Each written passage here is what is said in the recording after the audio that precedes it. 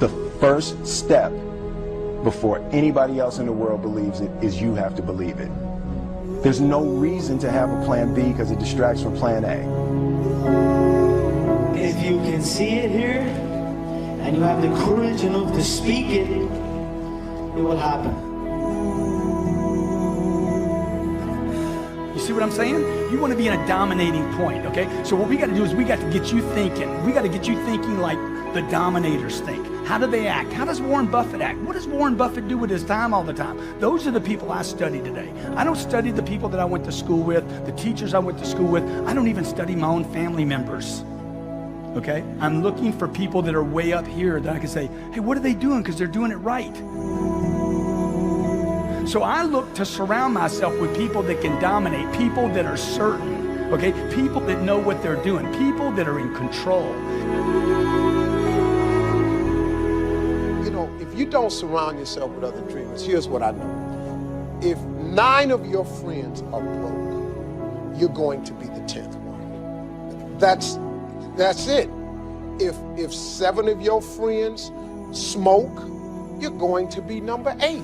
If you stay with that circle of friends, you've got to surround yourself with like-minded people. See, stop telling your big dreams to small-minded people. If you don't go home tonight tossing and turning, truly making a decision where you're tired and jacked up at the same time, then I'm not talking to you. Weird things happen to people when you make a decision. My mom wanted me to be a truck driver because that would mean I'd make $24,000 a year if I went to Truck Masters, and that would be twice what my father made. And she thought that would happen, but something inside of me said, I don't want to drive a truck. There's something else that matters more to me, and I decided I was not gonna go for money instead of passion. And the rewards have been pretty amazingly better than being a truck driver. It's not bad being a truck driver, it's just not what I was after.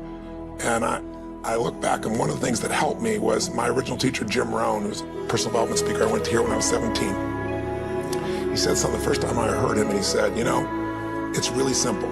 If you want life to change, you got to change. If you want life to be better, you've got to get better. It's the only way it happens.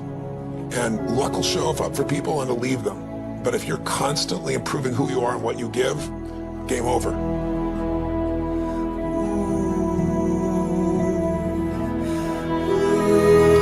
So look, if I can do this, you can do this, but it's going to be hard if you don't change your mind. You got to change.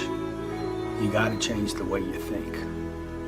And the way to change the way you think, ultimately there's 2 ways, okay? I mean, there's probably 3 or 4 ways, but first of all, the one way is to start discipline yourself. Catch yourself every time you say, I don't have time, say, hey, I create time. Every time you say, I don't have money, I create money.